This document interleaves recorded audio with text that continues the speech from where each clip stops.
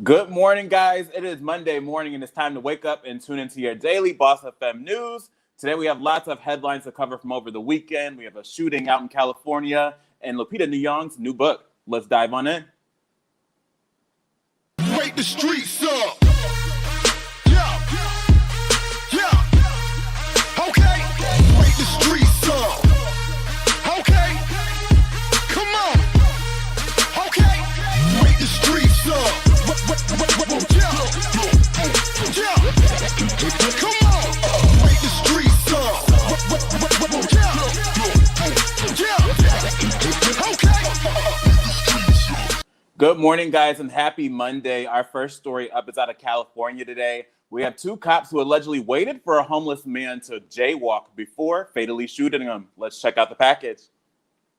Police in Southern California released video of a fatal incident involving Kurt Reinhold, a 42-year-old homeless black man who was killed by officers last year. The evidence released on Wednesday included dashcam footage, a cell phone video from a witness, and motel surveillance, along with audio from microphones the deputies wore. The dashcam footage started when two officers spotted Reinhold near Hotel Miramar in San Clemente, California. The two deputies, who were assigned full-time homeless liaison officers, sat in the patrol car and talked amongst themselves when they first seen the man, determining that he was going to jaywalk. The dashcam video, which is facing away from the confrontation, only captured some of the audio of what happened when the police exited their vehicle. Officers can be saying, "You need to stop. Are you going to stop, or are we going to have to make you stop?" End quote. Escalated tension can be heard in the audio as Reinhold repeatedly asked the officers to explain why they're stopping him, while the deputies continue to shout out instructions. Final moments of the struggle are also captured on motel cameras, but Police Sergeant Breckner said that the camera is motion activated and that it did not capture the entire incident. Family said their loved one suffered from mental illness and that he traveled to various parts of the state often. The latest stop was in San Clemente, where he stayed for about 30 days before he was killed. This is Kristian Calhoun, BossFM News.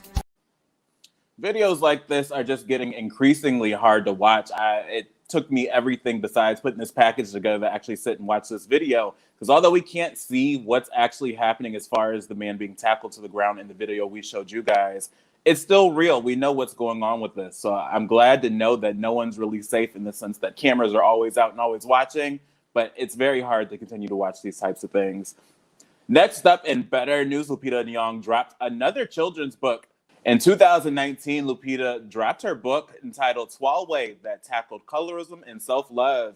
Now, fast forward to 2021, there's talks of the movie being brought to musicals.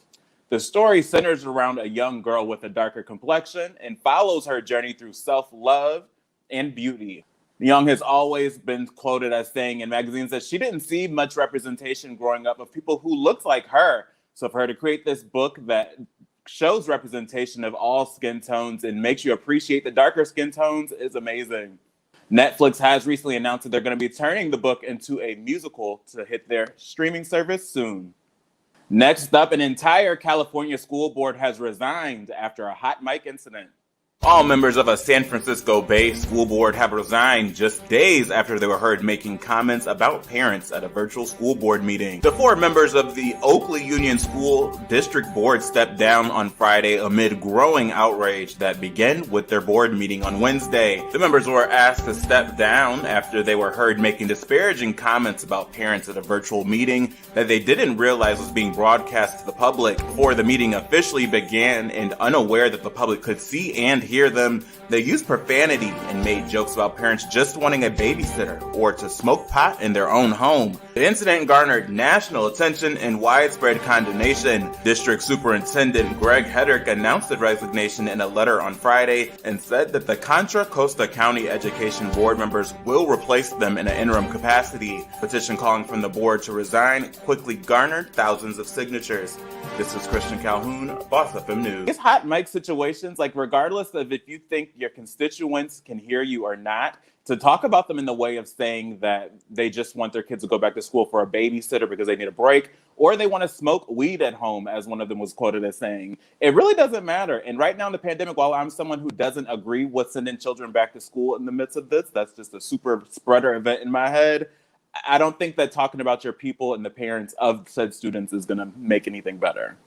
In just a 24-hour span, the Black Doctors COVID Consortium was able to vaccinate over 4,000 Philadelphians.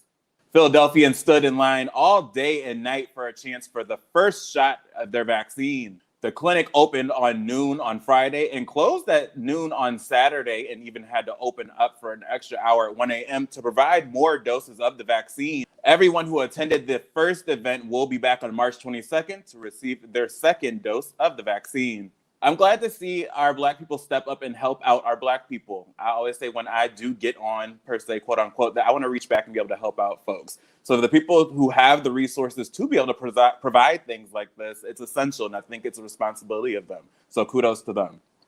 And now, guys, we kick off the last week of Black History Month with our Black History Month fact.